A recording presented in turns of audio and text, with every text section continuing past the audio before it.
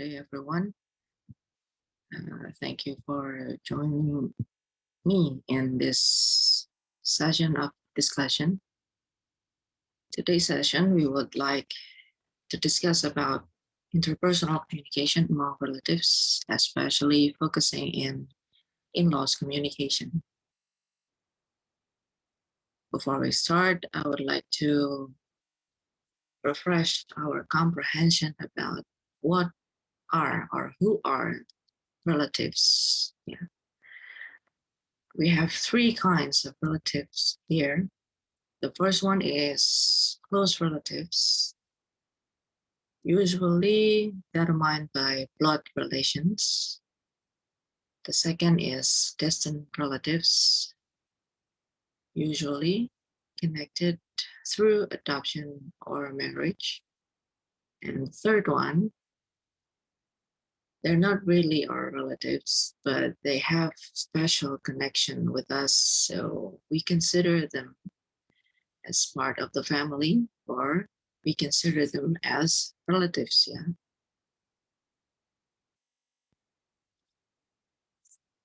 And here we have quite specific diagram about our connection to people around us. The closest one would be parents and spouses, because they form our nuclear family. Nuclear family is the smallest unit of family. It usually consists of father, mother, and children. The second closest is parents-in-law, the mother or the father of our spouses, or spouses' siblings, adik ipar or kakak ipar. The third closest one is siblings, connected by blood or connected by adoption, but legally they have certain status as our siblings. And in the opposite spectrum of siblings, we have friends here, especially the close one. The fourth closest is close relatives. Usually, they are siblings of our parents. In the opposite spectrum is acquaintances and colleagues. Acquaintances is kenalan. You can consider as kenalan, or colleagues, people that working together with you under the same division or under the same office. And the farthest relation is distant relatives. Maybe in English, we consider them as second cousin, third cousin.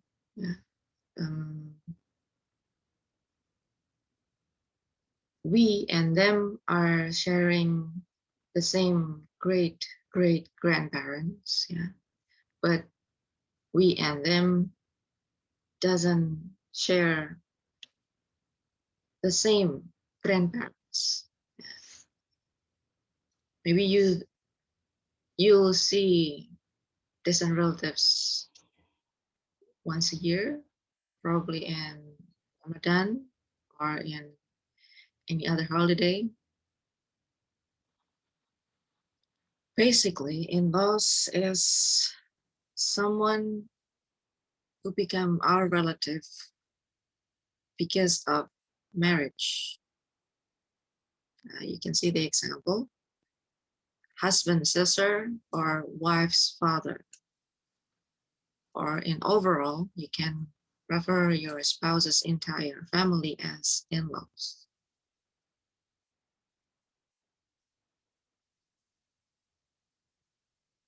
And different household that are connected by marriage, usually we're encountering several problems or issues. Yeah, there's issues between in-laws caused by the first one, differences in values and attitudes, because we are two different people. But of course, we have certain differences, especially in what we believe in and how we conduct something. Sometimes the issues also comes from one of them become too demanding. And a sense of domestic affairs intervention. For example, once you get married, you have to maintain quite close relationship with your mother-in-law. But if you and her have certain differences, quite principle, I presume, then you will conduct things differently. If one of you are too insisting on a matter, specific matter, for example, you or your mother-in-law are insisting in child raising situation, this will become a problem.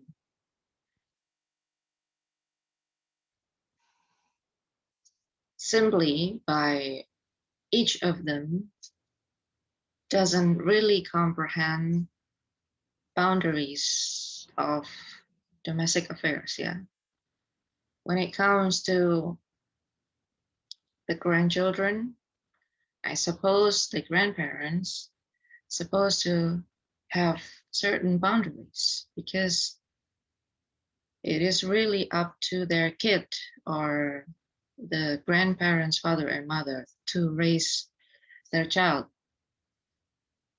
It would be wise to not interfere, except if the grandparents are asked to interfere or ask a recommendation about something.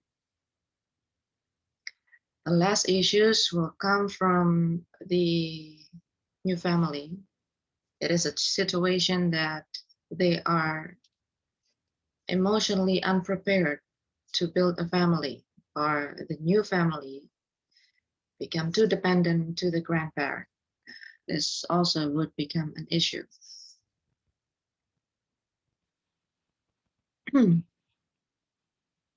Here we have several negative impacts in in-laws relationship. Earlier, we are discussing about the differences of value and attitude. Apparently, this affecting on cultural and habit differences. Attitude and values somehow forms habit, kebiasaan. Value also affecting cultural things that we believe in. Sometimes the people that are older or much older to us, they hold traditional or conventional values highly, yeah, unlike us. We consider the cultural or conventional value important, but not as high as them. For example, in Japanese tradition, we have several traditional rituals for a mother who are pregnant. Yeah. For example, the celebration of the 7th month of pregnancy, we held mitoni. Yeah. The older generation, they usually consider this tradition seriously. And as child or younger generation, usually we are obeying their proposal about this ritual. Yeah. The negative impact also comes from the condition after marriage if the new family become too dependent. It means that they are emotionally unprepared to be on their own, to educate their child, to raise their child. And so they ask too much or maybe too depending towards their parents to help them raising the kids. The third one is inability to build interpersonal relationship. And the inability also comes from different factors. For example, the type of personalities. Two introvert people and somehow could not connect easily to the two extrovert people, yeah, because they are in the different side of perspective. Two introvert and two extrovert. The more distance between them, it's requiring much or more efforts, yeah, to bring them together. The last one is the exaggerated sense of belonging. For example, the grandparents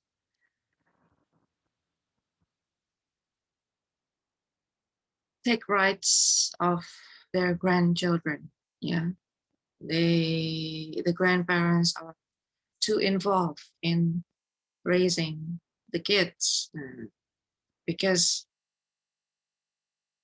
they believe that this is their own children, not their grandchildren. This would cause an issue.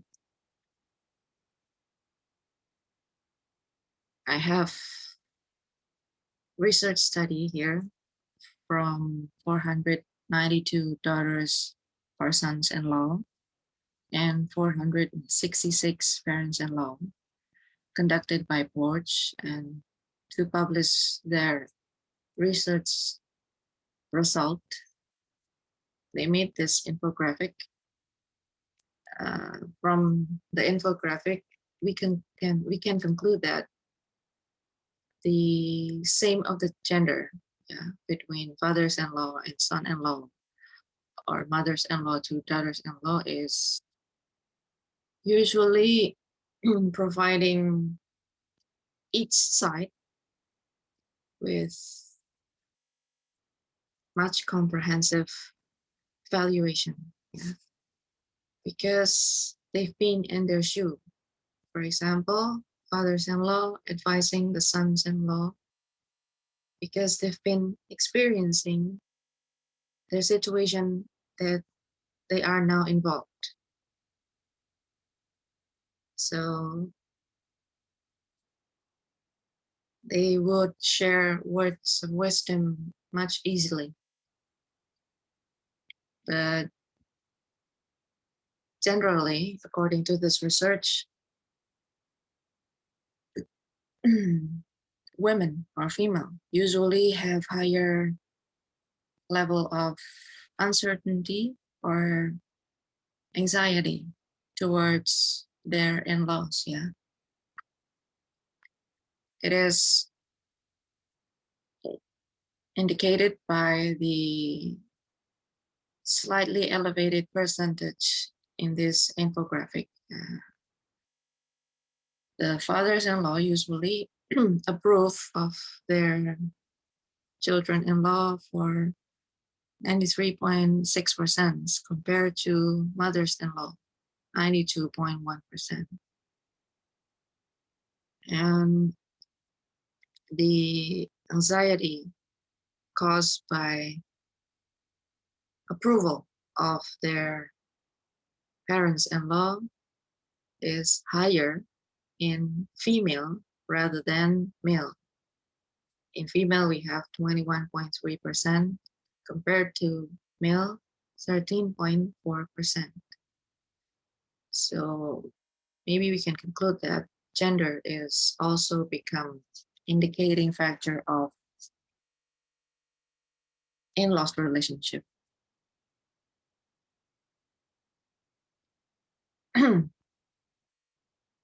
And here we have the contribution or role of parents-in-law or grandparents in the household. Yeah, their presence psychologically could form happiness and stability of the new family because they could share their words of wisdom when the parents are not able to. The second one, they can conduct thoroughly or comprehensively transfer knowledge because they have more experience than the parent itself. Third, they could easily explain the family tree, the connection of the earlier generation towards their kid and their grandkid. And last, the grandparents could help to shape the personality of the children because, or I believe we have this term of explanation in bahasa, kakek atau nenek biasanya lebih sayang sama cucu because of their emotional maturity. Ya. Kakek dan nenek biasanya lebih sayang sama cucu daripada sayang sama anak. Ya. Higher affection on the grandchildren rather than on the kid itself. Here we have several ideals for parents-in-law perspective. Yeah.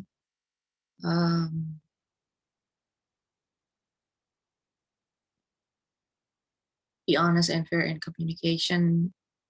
Pay attention to the rights of the child and in-law spouses. So they have to show concern and act on it, but they also have certain boundaries because personal boundaries is valuable, yeah, for us, for other people. Appropriately demanding here is they could demand on their kids to behave fairly towards their partners and to behave fairly also to their kid. It's appropriately demanding. Fair treatment, no place of the favorite. Yeah, grandparents should consider father and mother as their own son. Do not criticize in front of their partner because this could drop you mentally. Yeah, and also this could affect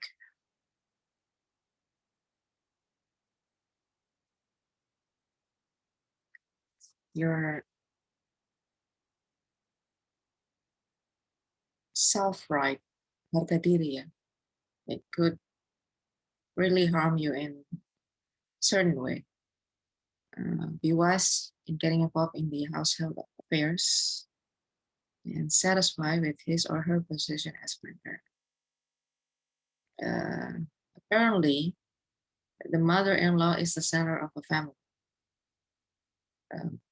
because mothers-in-law act as a glue that bring the family together.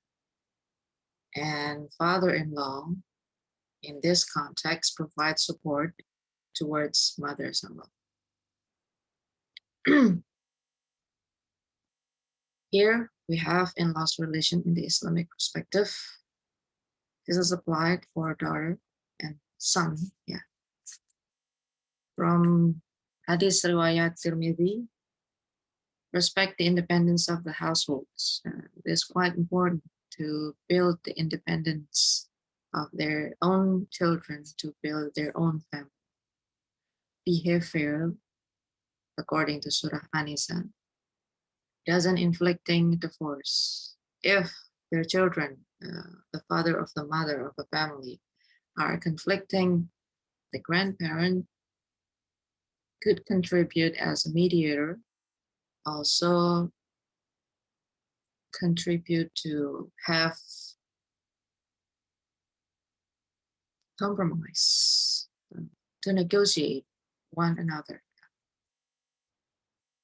It's also become the important role of the grandparents to bless the grandchildren, grandson or granddaughter, keeping descendants away from the things that are haram, narrated by Karim Slim. Keep the family to consume or to conduct from haram matters or prohibited matters, helping household welfare. According to Surat At-Taubah, if the household of their children are not ready to sufficing themselves, so the grandparents need to support them. And also welfare in terms of spiritually. They could conduct transfer knowledge of religious values toward their children and also their grandchildren. Praise for their children, the mother of the father of the family, to fulfill the duty of a good parent for the sake of the grandchildren. This is one of the Muslim cleric from Middle East, I believe, Sheikh Azhar Nasser. He has a Twitter account. I followed him and he shared so many words of wisdoms in a much or in a more fun and easily acceptable way. For example, here, teach your daughter economic independence in the future. She can have a partner, not a master, because working mom usually provide financial support, and also at the same time she can build her own independence in case something bad happen in the future, and we would not hope for that. Teach your son to do housework so in the future he can have a partner, not a servant, because equality in household is really important, especially if the household does not have any ART or asisten rumah tangga, because housework or house chores is never ending job in the house.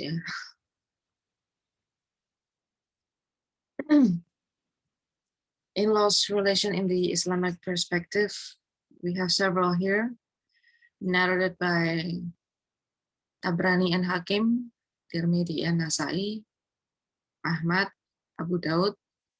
Also, we have one of the perspective taken from Surah Al-Maidah.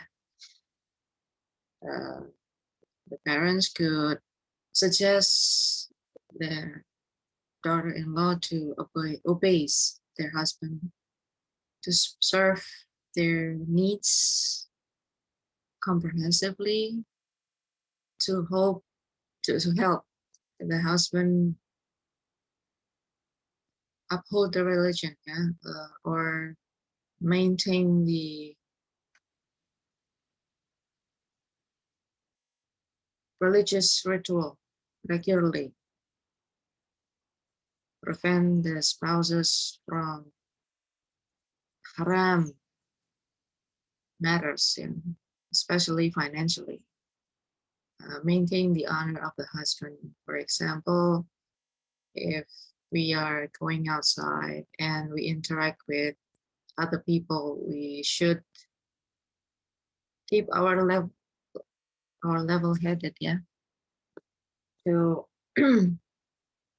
conduct appropriate relation and etc.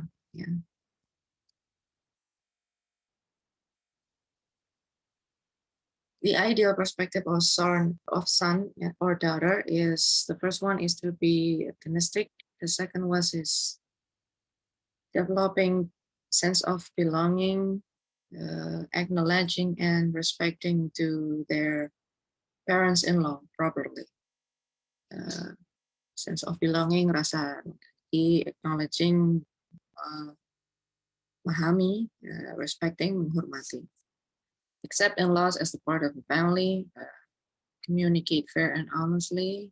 And the last one would be resolving any kinds of misunderstanding with communication, yeah, to solve problems appropriately, not with abusive or destructive kind of communication.